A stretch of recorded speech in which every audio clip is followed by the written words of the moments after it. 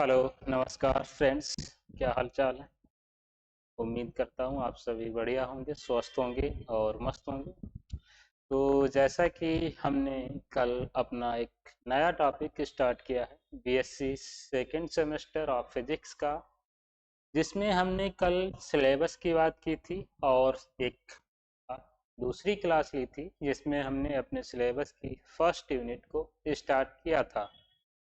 तो हम देखें मेन टॉपिक जो हमारा सब्जेक्ट है फिजिक्स, और हम इसमें पढ़ रहे हैं बीएससी सेमेस्टर सेकंड। तो सिलेबस की बात करें तो हमने इसमें देखा था कि जो हमारा सिलेबस है इसको हमने दो पार्ट में डिवाइड किया था। दो पार्ट में डिवाइड किया था, पार्ट ए था और पार्ट बी था। पार्ट ए था thermodynamics and kinetic theory of gases, और जो पार्ट बी था fundamental circuits and semiconductor devices. फिर हमने स्टार्ट किया था अपना फर्स्ट पार्ट ए, और जिसकी फर्स्ट यूनिट थी थर्मोडायनामिक्स के बारे में। यूनिट वन, जिसमें यूनिट वन क्या थी? Zeroth law and first law of thermodynamics. ये हमारी फर्स्ट यूनिट थी, zeroth law and first law of thermodynamics, जिसको हमने स्टार्ट किया था और इसी को हम कंटिन्यू करेंगे।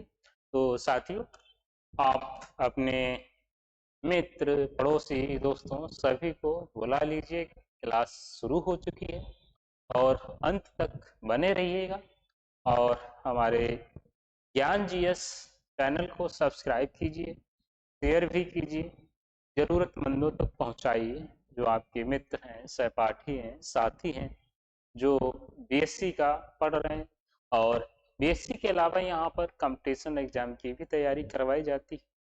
तो जो आपके संगी साथी लोग कंपटीशन की तैयारी कर रहे हैं उनको भी शेयर कीजिए, ताकि वो भी यहाँ से कुछ ना कुछ प्राप्त कर सकें और अपनी तैयारी को सुनिश्चित कर सकें। तो हम कंटिन्यू करते हैं अपनी पढ़ाई को। तो हमने कल देखा था, थर्मोडायनामिक्स को स्टार्ट किया था। थर्मोडायनामिक्स को हमने स्टार्ट किया था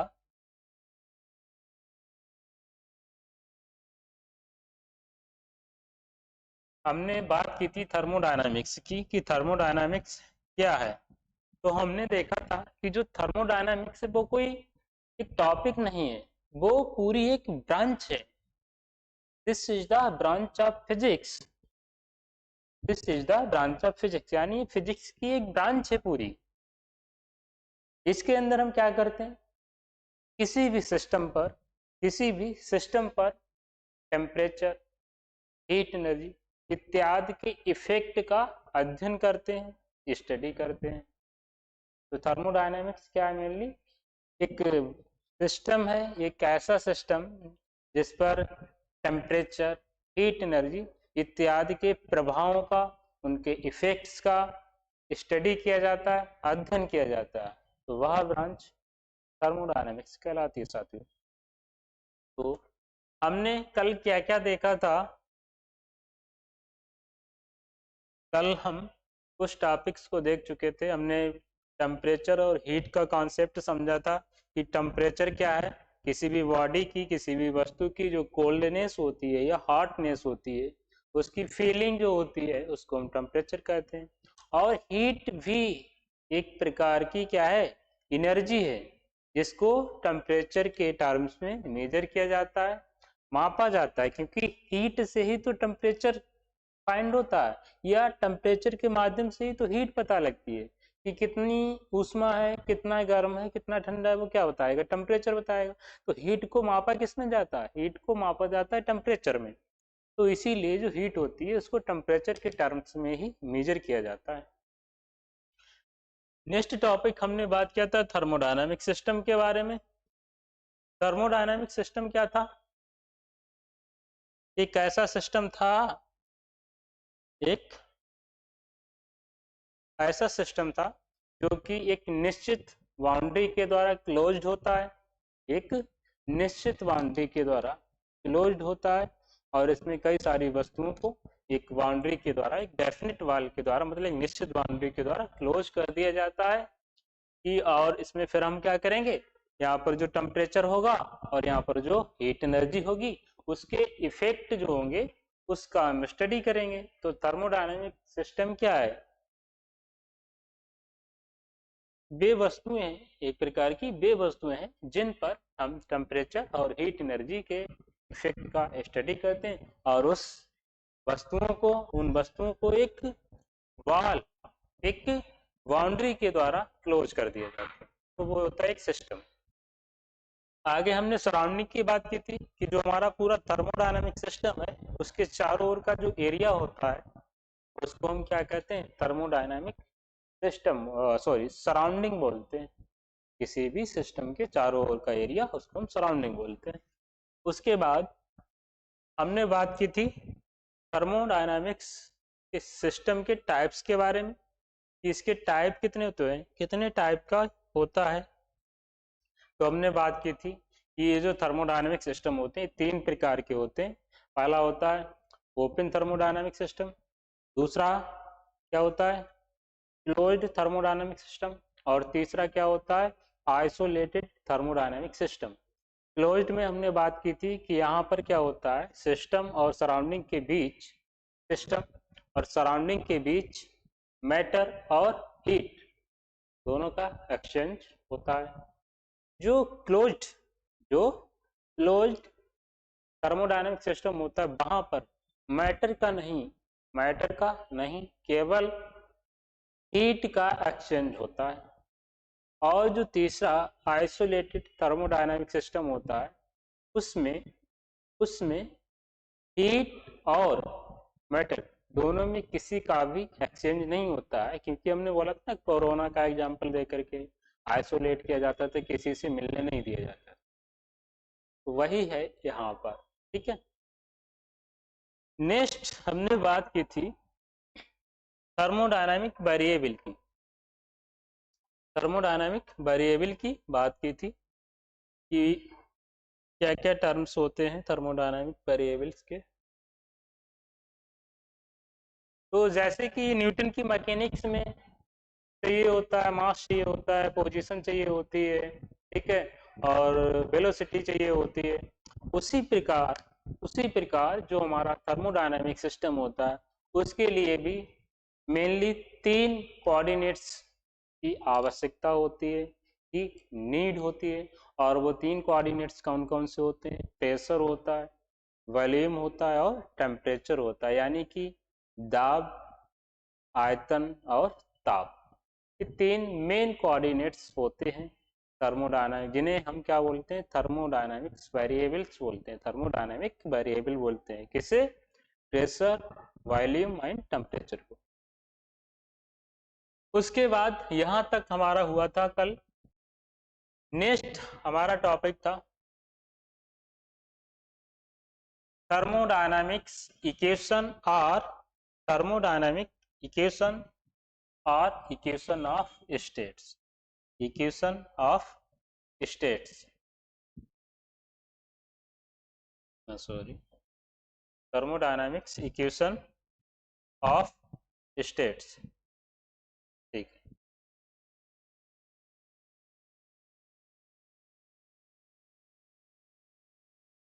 बात करें इसकी थर्मोडायनामिक इक्वेशंस की, तो लिखा है कि इस प्रकार की इक्वेशन जो थर्मोडायनामिक वेरिएबल्स पीबीटी का फंक्शन होती है। पीबीटी मतलब जो थ्री कोऑर्डिनेट्स हैं, प्रेशर, वॉल्यूम, टेम्परेचर, इनका फंक्शन होती है, यानी इनका फलन होती है। और फलन को हम रिप्रेजेंट करते हैं इस एफ से, फलन को हम रिप्रेजेंट करते हैं एफ से। तो यहाँ पर पीवीटी ये क्या हो जाएगा? एक फंक्शन हो जाएगा इन तीनों का, इन तीनों कोऑर्डिनेट्स का फंक्शन हो जाएगा, ठीक है। तो यहाँ से बनेगी फिर हमारी इक्वेशन, क्योंकि ये जो थर्मोडायनामिक इक्वेशन होती है क्या है, ये तीनों कोऑर्डिनेट्स पी, बी और टी का क्या है, फंक्शन है। बात करें हम किसी आइडियल गैस इक्वेशन के बारे में, यानी आदर्श गैस के लिए, आदर्श गैस के लिए अगर बात करें तो वहां पर जो इक्वेशन बनती है, यहाँ पर जो पीवी हो जाता है वो आरटी के बराबर हो जाता है। पीवी यानी जो प्रेशर और वॉल्यूम है वो आरटी के क्या हो जाता है, बराबर हो जाता है। PV equal to RT. अगर आपने वांडर वाल समीकरण को पढ़ा होगा इंटर में, तो वहां पर बताया जाता है आपको कि ये कैसे आता है। तो मैंने कल भी आपसे बोला था कि अगर आप और ज्यादा अच्छा समझना चाहते हैं तो आप इंटर का रिवाइज करके आइए। सब नहीं रिवाइज करना है, तो जो टॉपिक यहाँ पर चल रहा है एक बार उसको ही पढ़ करके आ जाइए, उसके बाद हमारी क्लास को कर लीजिएगा, आपको सब कुछ अच्छे से समझ में आ जाएगा। क्योंकि यहाँ पर टाइम की लिमिट होती है, क्लासें भी सर्टेन होती हैं, तो बहुत ज्यादा जो हम कई बार पढ़ चुके हैं उसको बताना थोड़ा जरूरी नहीं समझ पाते, क्योंकि टाइम भी ध्यान में रखना पड़ता है। तो यहाँ पर आइडियल गैस इक्वेशन बन जाती, किसी भी आदर्श गैस के लिए समीकरण बन जाती PV equal to R T. अब बात करें हम वांडर वाल गैस इक्वेशन, जो हमने इंटर में भी पढ़ा है फिजिक्स में। वांडर वाल गैस इक्वेशन क्या होती है, पी प्लस का ए अपान में बी स्क्वायर इंटू वेलोसिटी वाला इंटू बी माइनस का वी इक्वल टू क्या हो जाता है, R T. Charles law, Poisson's law इत्यादि के माध्यम से निकल करके आता है ये दोनों, यहाँ पे P और B का मान, ठीक है, ये वाले यहाँ से निकल के आते हैं P और B के मान। तो ये होती है हमारी थर्मोडायनामिक इक्वेशन और equation of state. Adarsh gas के लिए ये वाली हो गई, और वांडरवाल गैस इक्वेशन ये वाली है। अब नेक्स्ट हम बात करेंगे दोस्तों, नेक्स्ट क्या बात करनी है,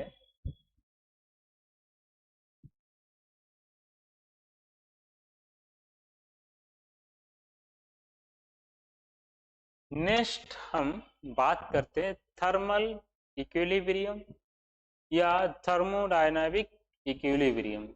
यानी जो थर्मोडायनामिक होता है उसकी साम्य अवस्था कैसी होती है, उसकी साम्य, जिसमें हमने कुछ छोटे से एग्जाम्पल के साथ साम्य अवस्था को कल देखा था। कोई दो वस्तुएं थी जिनका टेम्परेचर अलग अलग था, उनको हमने एक दूसरे के संपर्क में लाया, तो क्या हुआ, एक वस्तु से दूसरी वस्तु में हीट का क्या होने लगा, ट्रांसफर होने लगा। और वो ट्रांसफर जब तक होता रहा जब तक दोनों का टेम्परेचर सेम नहीं हो गया। तो जब टेम्परेचर सेम हो गया यानी दोनों की हीट आपस में बराबर हो गई, तो उस कंडीशन को हम बोलते हैं इक्विलिब्रियम, यानी साम्यावस्था, मतलब समान होने की अवस्था। तो वही यहाँ पर हम देखते हैं टाइप।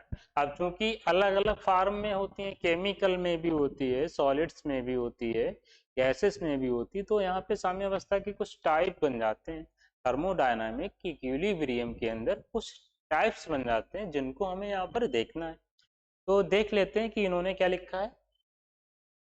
लिखा है कि पहली बात तो ये मेन हेडिंग है हमारी, थर्मोडायनामिक इक्विलिब्रियम, ये मेन हेडिंग है हमारी।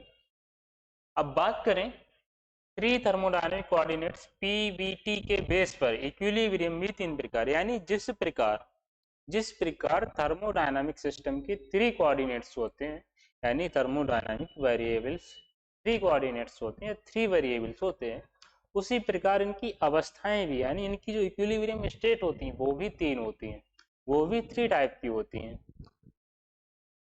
सबसे पहली जो अवस्था है थर्मल इक्विलिब्रियम।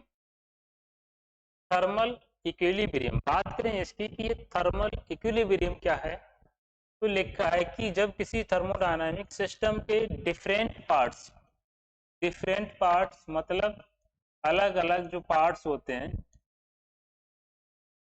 अलग अलग जो पार्ट्स होते हैं उनका टेम्परेचर इक्वल होता है। यानी जब किसी भी सिस्टम के अंदर जो अलग अलग पार्ट्स हैं उस सिस्टम के, उनका टेम्परेचर इक्वल होता है, तथा टेम्परेचर की या जो वैल्यू होती है वो सराउंडिंग के टेम्परेचर के इक्वल होती है, तब वह सिस्टम थर्मल इक्विलिब्रियम में होता है। दोस्तों अगर समझाने की बात करें, हम पहला पॉइंट देख रहे हैं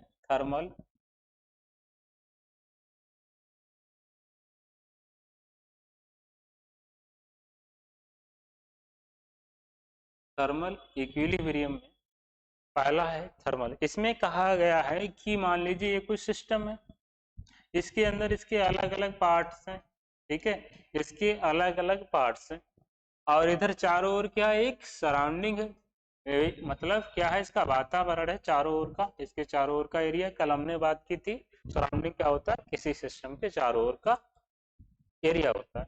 तो इक्विलिब्रियम, ये जो थर्मल इक्विलिब्रियम है, इसका मतलब ये है कि ये जो पार्ट्स हैं, इसके सिस्टम के पार्ट्स हैं, अगर इन पार्ट्स का अलग अलग जो पार्ट्स हैं, एक दो तीन चार, एक दो तीन चार, इन पार्ट्स का टेम्परेचर बराबर हो जाता है, यानी चारों का समान टेम्परेचर हो जाता है, प्लस प्लस इस पूरे सिस्टम का जो टेम्परेचर है वो इस सराउंडिंग के इक्वल हो जाता है।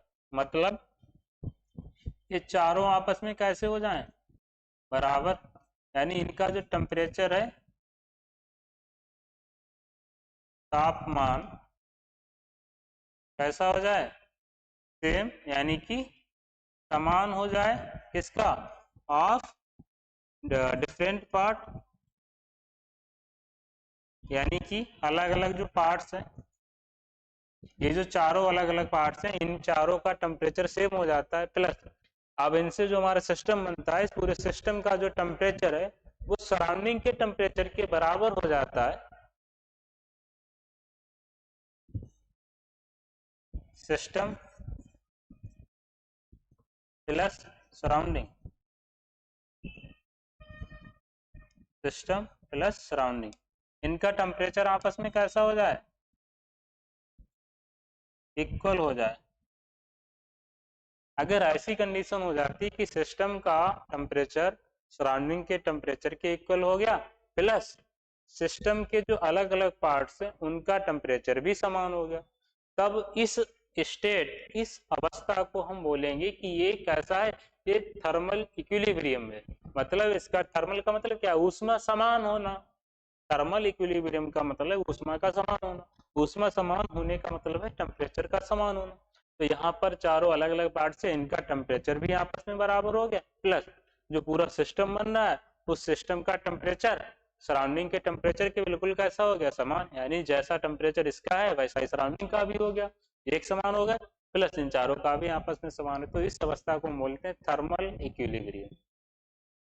नेक्स्ट देखें, दूसरी जो हमारी है मैकेनिकल इक्विलिब्रियम।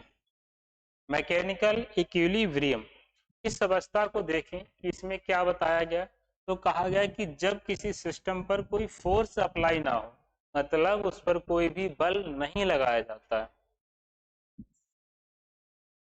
बल नहीं लगाया जाता है, तब उस सिस्टम को हम मैकेनिकल इक्विलिब्रियम में कहते हैं।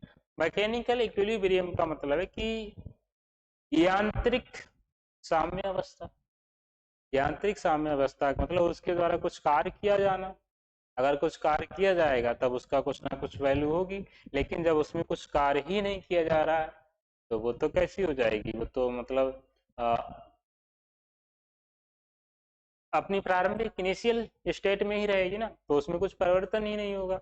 जब उसमें कुछ चेंज ही नहीं होगा, चेंज क्यों होता है, क्योंकि उस पर कुछ ना कुछ फोर्स लगाया जाएगा, जब कुछ ना कुछ फोर्स लगाया जाएगा तभी तो चेंज होगा, और जब फोर्स ही नहीं लगाया जा रहा तो उसमें कुछ यांत्रिक वर्क ही नहीं होगा, यानी उसमें मैकेनिकल चेंज ही नहीं होगा। तो जब मैकेनिकल चेंज होगा नहीं तो इस अवस्था को हम बोल देंगे मैकेनिकल इक्विलिब्रियम।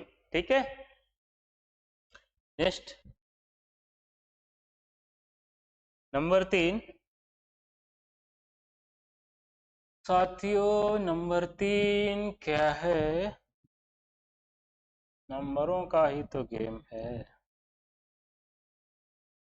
अभी हम अपनी यात्रा में आगे बढ़ रहे हैं धीरे धीरे, जैसे एक ट्रेन, एक ट्रेन स्टार्ट होती है फर्स्ट स्टेशन से और अपनी लास्ट स्टेशन तक पहुंचती है। बीच बीच में कुछ स्टॉप आते हैं जहां पर रुकना पड़ता है, कुछ अपने पुराने यात्रियों को छोड़ना होता है, कुछ नए को ले जाना होता है। तो ठीक वैसी ही यात्रा हमारी है। हमारे साथ भी नए नए टॉपिक जो हम मतलब हम तो ट्रेन चला रहे हैं, इसमें नए नए टॉपिक आते जाएंगे, पुराने टॉपिक छूटते जाएंगे, ठीक है। और आप लोग कैसे हैं? आप लोग उस स्टाफ की तरह हैं जहां पर नए टॉपिक उतरेंगे, पुराने नए सॉरी नए टॉपिक क्या होंगे उसमें बैठेंगे और पुराने जो टॉपिक्स हैं वो क्या करेंगे, उतरेंगे।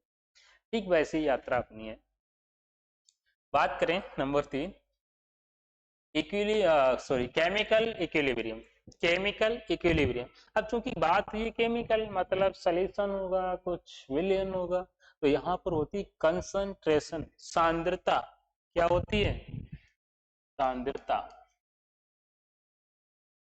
सॉल्यूशन, कोई भी सॉल्वेंट या सॉल्यूशन इसमें होता है तो उसकी कंसंट्रेशन मतलब कितना गाढ़ा है, कितना पतला है, उसकी बात होती है। तो यहाँ पर बात करें जब किसी सिस्टम के डिफरेंट पार्ट्स की कंसंट्रेशन इक्वल होती है, मतलब उसकी सांद्रता इक्वल होती है, तो वह system chemical sorry chemical equilibrium में होता है।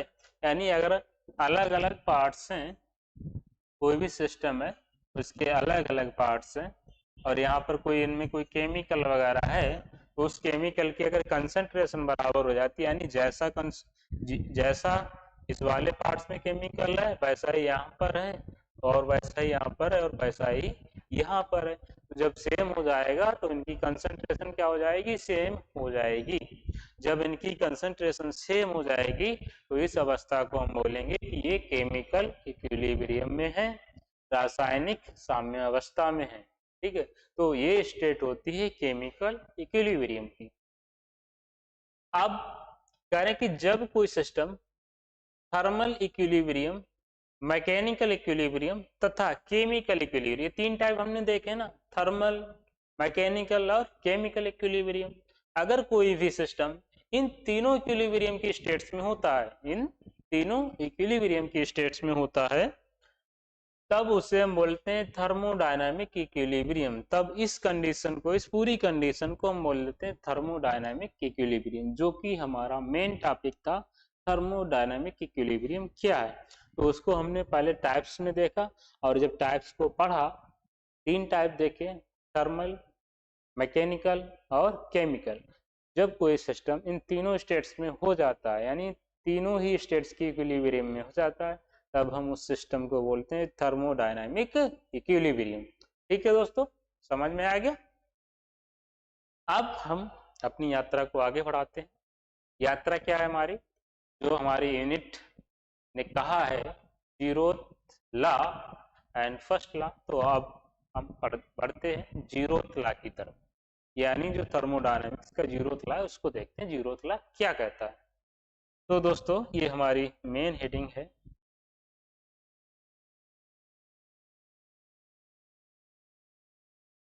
जीरोथ लॉ ऑफ थर्मोडायनामिक्स, यानी ऊष्मागतिकी का शून्य ताप का नियम।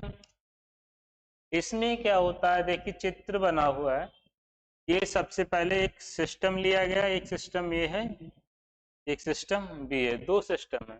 दोनों सिस्टम को एक दूसरे के कांटेक्ट में लाया है, और इनके बीच जो वॉल बनी है, जो दीवार बनी है, वो एडियाबेटिक वॉल है, एडियाबेटिक वॉल है, रुदोष्म रुदोष्म बाल, रुदोष्म बाल। उसके बाद क्या करेंगे, इसके संपर्क में हम एक तीसरा सिस्टम लेकर के आएंगे, एक तीसरा सिस्टम लेकर के आएंगे सी, और इन दोनों सिस्टम को इस तीसरे सिस्टम से एक दूसरी वाल के द्वारा जोड़ेंगे, जिसको बोलेंगे डाईथर्मिक वाल, डाईथर्मिक वाल। अभी आगे देखेंगे इसमें क्या होगा। तो इसमें होगा ये साथियों, देखो क्या होगा। हाँ, भाषा पर ध्यान दीजिए थोड़ा। कह रहे हैं कि जब किसी सिस्टम के डिफरेंट पार्ट्स का टेम्परेचर और सराउंडिंग का टेम्परेचर इक्वल होता है, यानी जो भी सिस्टम है उसके जो डिफरेंट पार्ट्स होते हैं उनका टेम्परेचर प्लस जो सराउंडिंग है उसका टेम्परेचर इक्वल हो जाता है, तो सिस्टम कैसा होगा, थर्मल इक्विलिब्रियम में होगा।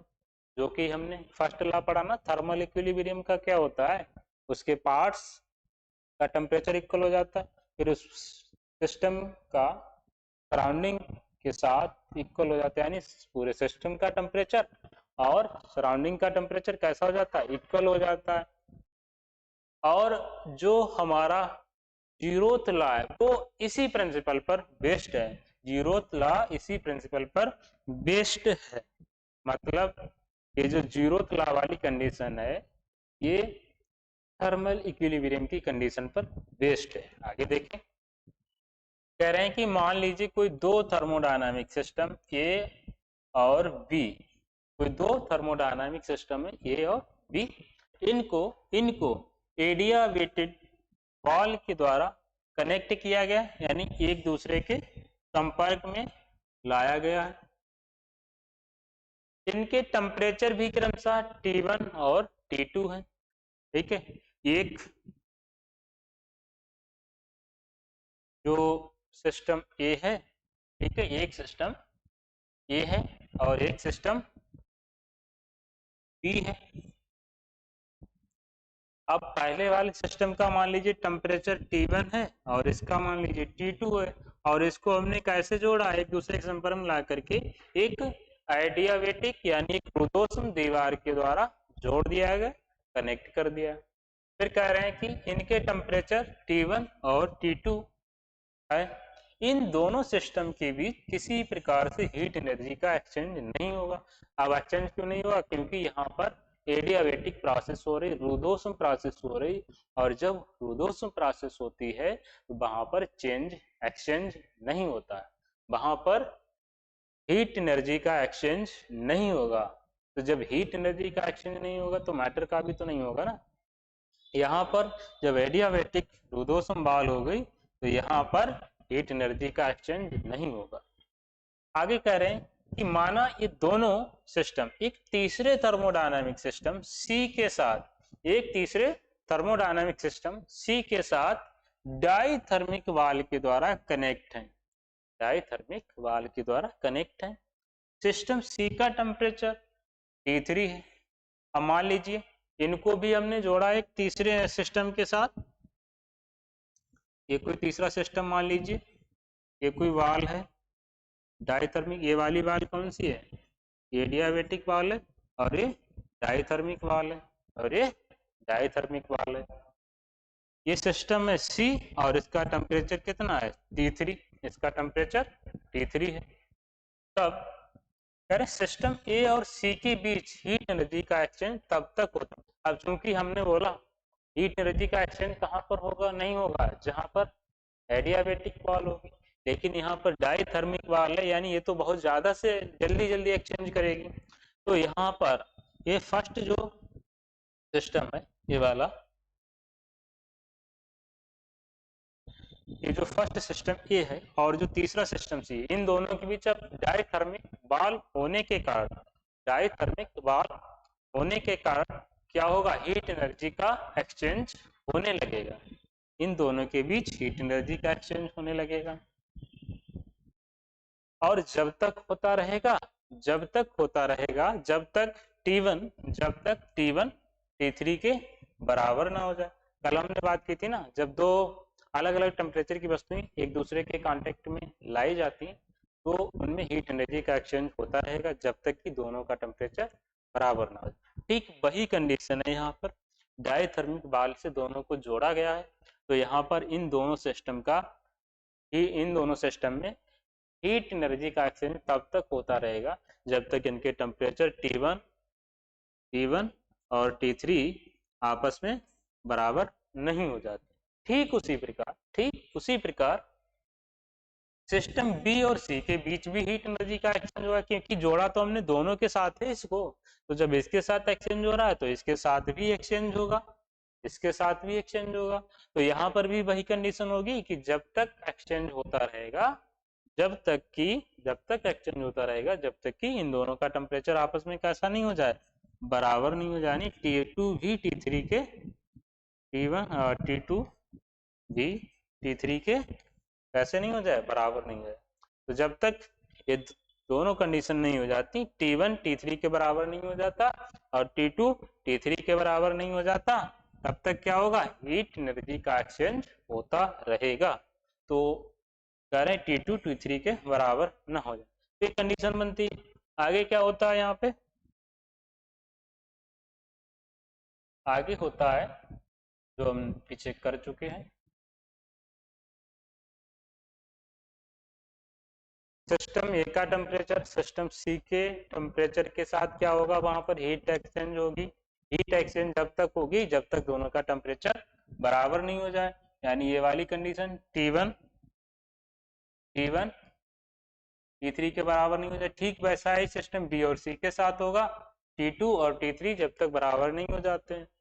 तो ऐसी कंडीशन में आप देख रहे हैं कि जब T1 T3 के बराबर है, जब T1 T3 के बराबर है और T2 भी T3 के बराबर है, तो जब दोनों अलग अलग T3 के बराबर हैं, तो क्या दोनों आपस में नहीं बराबर होंगे? जब उनकी RHS साइड्स बराबर हैं, तो LHS भी तो बराबर होंगी। यानी जब ये वाली साइड्स आपस में कैसी हैं, बराबर है, तो ये वाली साइड भी तो आपस में बराबर होंगी। तो वही कंडीशन यहाँ पर T1 इक्वल टू T2, यानी कि एक सिस्टम हमारा ये है और एक सिस्टम ये है, इनको तो हमने जोड़ दिया था एडियाबेटिक वाल्व के द्वारा। एडियाबेटिक वाल्व के द्वारा जोड़ा, तो यहाँ पर तो किसी का एक्सचेंज होना नहीं है, क्योंकि ये रुद्धोष्म वाल्व होती है, इसमें एक्सचेंज होता ही नहीं है। ना तो कोई बाहर से आ सकता है, ना ही अंदर से हो सकता है, एक प्रकार से आइडियल भी होता है। तो ये पहला सिस्टम था ये, इसका टेम्परेचर T1 था, और ये दूसरा सिस्टम था बी, इसका टेम्परेचर T2 था। अब हमने इन दोनों को एक तीसरे सिस्टम सी के साथ जोड़ दिया, और यहाँ पर बाल कौन सी लगाई, डाइथर्मिक बाल लगाई है हमने। यहाँ पर हमने बाल लगाई है डाइथर्मिक बाल, यहाँ पर हमने डाइथर्मिक बाल लगाई है। तो यहाँ पर कौन सी बाल है, एडियाबेटिक बाल है। यहाँ पर एडियाबेटिक होने के कारण यहाँ पर हीट का एक्सचेंज नहीं होगा, बट यहाँ पर ये सिस्टम सी है और इसका टेम्परेचर कितना हो जाएगा, T3 हो जाएगा, क्योंकि हमने तीनों का अलग माना है, T1 T2 और T3। तो यहाँ पर डाइथर्मिक बाल होने के कारण एक्सचेंज होगा, और एक्सचेंज तेजी से भी होगा। तो एक्सचेंज क्या होगा, जो सिस्टम ए है और सी है, इन दोनों के बीच एक्सचेंज होने लगेगा। ठीक उसी प्रकार बी भी तो सी के साथ ही जुड़ा है, तो बी और सी के साथ दोनों में एक्सचेंज होना लगेगा। ठीक है, तो दोनों में जब एक्सचेंज होने लगेगा, तो एक्सचेंज जब तक होगा जब तक इनके टेम्परेचर आपस में कैसे नहीं हो जाते, बराबर नहीं हो जाते। क्योंकि मित्रों साथियों, आप जानते हैं पानी क्यों बहता है, पानी क्यों बहता है, पानी ढाल के कारण बहता है। पानी क्यों बहता है, पानी ढाल के कारण बहता है। अगर ढाल ही नहीं होगी, मान लीजिए ये बिल्कुल बराबर कंडीशन है, और इसमें आपने कुछ पानी भर दिया तो वो तो भरा रहेगा ना, क्योंकि उसे ढाल ही नहीं मिल रही, तो वहीं पर रुका रहेगा। लेकिन अभी ऐसे हो गए तो नीचे पानी आ जाएगा ना, ऐसे ये तो यहाँ पर भरा रहेगा। ठीक है, ज्यादा भर दोगे तो ये पूरी साइड में बराबर बराबर फैल जाएगा, लेकिन अगर ढाल है तो ये नीचे इधर आ जाएगा, जिधर ढाल मिलेगी उधर जाएगा। ठीक वही होता है हवा का भी कॉन्सेप्ट है। हवा क्या होता है, हाई प्रेशर से लो प्रेशर की ओर चलती है। ठीक वही होता है यहाँ पर, ये तीनों में हीट का एक्सचेंज जब तक होगा जब तक तीनों के टेम्परेचर बराबर नहीं हो जाते। यानी T1 T2 के बराबर नहीं हो जाता, वो सॉरी T1 T3 के बराबर नहीं हो जाता, और T2 भी T3 के बराबर नहीं हो जाता, तब तक एक्सचेंज होगा। और जब ये दोनों आपस में T3 T3 के बराबर है, तो आपस में भी बराबर हो जाएंगे दोस्तों, आपस में भी बराबर हो जाएंगे। तो ये है थर्मोडायनामिक्स का जीरोथ लॉ। क्या कह रहा है कि इस नियम के अनुसार जब कोई दो थर्मोडायनामिक सिस्टम किसी तीसरे थर्मोडायनामिक सिस्टम के साथ थर्मल इक्विलिब्रियम में होते हैं, मतलब उनके टेम्परेचर सेम होते हैं, टेम्परेचर सेम वाली अवस्था होती है, तो उसमें होते हैं तो दोनों सिस्टम आपस में भी थर्मल इक्विलिब्रियम में होंगे। इसे ही बोलते हैं जीरोथ लॉ ऑफ थर्मो। यानी ये मतलब इतनी सी कहानी, इतना लंबा चौड़ा क्या बताना चाह रहा है? ये यह बताना चाह रहा है कि जो हमने दो सिस्टम लिए थे पहले, बड़ी गुप्त बात है, ठीक है, सीक्रेट है, कि जो दो सिस्टम लिए थे हमने शुरू में, उनके टेम्परेचर भी आपस में कैसे होंगे? बराबर। यानी कि वो दोनों भी आपस में कैसे होंगे? थर्मल इक्विलिब्रियम की कंडीशन में होंगे। ये जीरोथ लॉ सिर्फ हमें यही बताना चाह रहा है कि जो सिस्टम दो हमने पहले लिए थे वो आपस में थर्मल इक्विलिब्रियम में होंगे। लेकिन इसको दिखाया कैसे गया है? एक तीसरे सिस्टम के साथ जोड़ करके, ताकि हीट एक्सचेंज होती हुई दिखाई दे और उनके टेम्परेचर आपस में बराबर हों।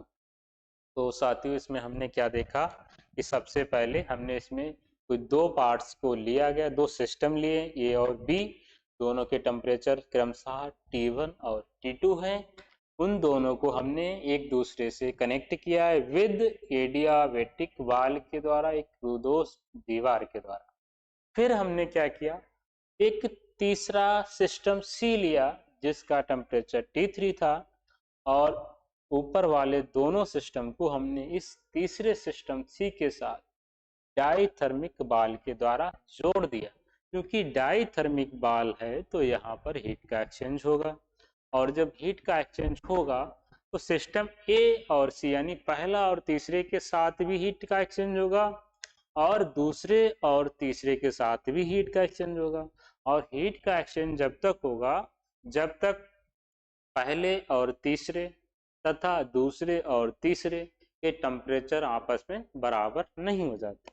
तो जब पहले और तीसरे के टेम्परेचर बराबर हो जाएं, दूसरे और तीसरे के टेम्परेचर बराबर हो जाते हैं, तो जब पहले वाले दो के तीसरे वाले से टेम्परेचर बराबर हो जाते हैं, तो पहले और दूसरे के टेम्परेचर भी आपस में बराबर होंगे। क्योंकि तीनों ही टेम्परेचर, जो तीनों ही सिस्टम है, उनमें समान टेम्परेचर बन जाएगा। ठीक है, उनमें समान टेम्परेचर बन जाएगा। टेम्परेचर यानी हीट जो है वो आपस में कैसी हो जाएगी? बराबर बराबर हो जाएगी। जिधर कम होगी उधर ज्यादा वाले में आ जाए। तो जीरोथ लॉ में यही बताना चाहता है कि जब कोई सिस्टम थर्मोडायनामिक थर्मल इक्विलिब्रियम में, मतलब जो सिस्टम हमने लिए हैं पहले वाले, वो दोनों पहले वाले दोनों ही सिस्टम थर्मल इक्विलिब्रियम में होंगे। तो जीरोथ लॉ यही बताता है। नेक्स्ट क्या है हमारा, देख लेते हैं। Thermodynamic process. थर्मोडायनामिक प्रोसेस, इसको देखें। थर्मोडायनामिक प्रोसेस,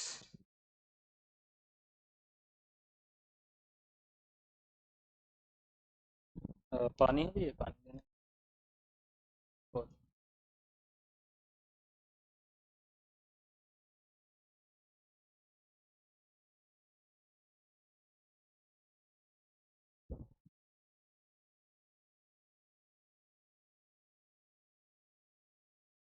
असुविधा के लिए खेद है। अब हम देखते हैं, हमारा नेक्स्ट हेडिंग है थर्मोडायनामिक प्रोसेस। ऊष्मागतिकी की प्रक्रियाएं क्या क्या होती हैं उनकी बात करेंगे। तो बात करें प्रोसेस की, तो इसमें हम देखते हैं कि लिखा है जब किसी प्रोसेस के द्वारा किसी थर्मोडायनामिक सिस्टम के वेरिएबल पी, वी और टी की न्यू वैल्यू प्राप्त होती है, तब वह प्रोसेस थर्मोडायनामिक प्रोसेस कहलाती है। मतलब प्रोसेस होने का मतलब क्या है? उसमें कुछ ना कुछ होना चाहिए, कुछ प्रक्रियाएं होनी चाहिए, और जब कोई भी प्रक्रिया होगी तो उसमें कुछ हमें नई वैल्यूज प्राप्त होगी। क्योंकि मेन वेरिएबल्स क्या है थर्मोडायनामिक्स के? पी, बी, टी, यानी pressure, volume, temperature. Pressure, volume, temperature, ये तीन वेरिएबल्स हैं। और जब कोई प्रोसेस हो रही है, कोई नई टेम्परेचर, मतलब कोई नई प्रक्रिया हो रही है, कोई नई प्रक्रिया हो रही है, तो नई प्रक्रिया होने से हमें कुछ नई वैल्यूज प्राप्त होगी। तो इस कंडीशन में हमें किसी प्रक्रिया, किसी प्रोसेस के द्वारा नई वैल्यू, जो हमारे मेन कोऑर्डिनेट्स हैं पीबीटी, उनकी नई वैल्यूओं का प्राप्त होना ही थर्मोडायनेमिक प्रोसेस कहलाती है। ये थर्मोडायनामिक प्रोसेस कहलाती है। और टाइप्स की बात करें इसकी, तो इसके दो टाइप्स होते हैं, पहला रिवर्सिबल होता है, दूसरा इरिवर्सिबल होता है, यानी उत्क्रमणीय, दूसरा अनउत्क्रमणीय। दोनों की अलग अलग बात करते हैं। पहला है रिवर्सिबल प्रोसेस, दूसरा इरिवर्सिबल प्रोसेस। अलग अलग पढ़ते हैं इनको, ये क्या होती हैं।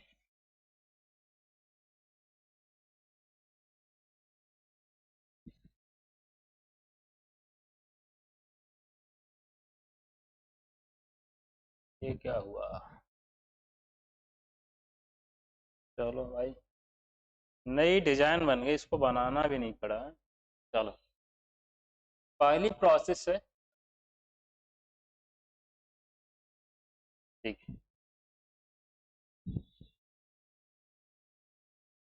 पहली प्रोसेस है रिवर्सिबल प्रोसेस, जिसको हम बोलते हैं उत्क्रमणीय प्रोसेस या प्रक्रम, उत्क्रमणीय प्रक्रम। इसमें क्या होता है, कह रहे हैं किसी थर्मोडायनामिक सिस्टम के कोऑर्डिनेट्स को डायरेक्ट प्रोसेस के बाद सेम स्टेट से पास करके अपोजिट डायरेक्शन में पुनः इनिशियल स्टेट तक लाया जाता है।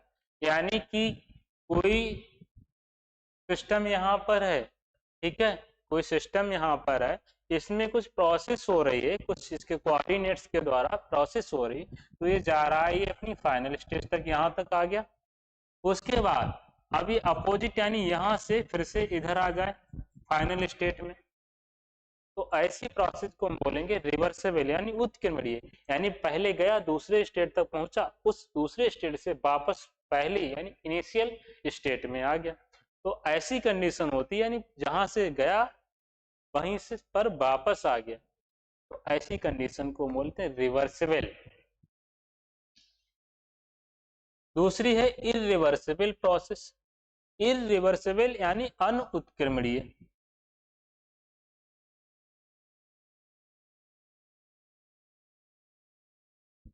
अनउत्क्रमणीय, इसमें क्या होता है, कह रहे हैं कि जब किसी प्रोसेस को डायरेक्ट प्रोसेस के बाद अपोजिट डायरेक्शन में इनिशियल स्टेट तक परफॉर्म ना किया जा सके, तब वह प्रोसेस रिवर्सिबल प्रोसेस कहलाती है। मतलब ये सिस्टम है, इसमें कुछ प्रोसेस करके इसको यहाँ तक लाया गया है, अब ये यहाँ तक आ तो गया है, लेकिन लेकिन ये वापस यहाँ तक नहीं आ सकता, ये वापस यहाँ तक नहीं आ सकता।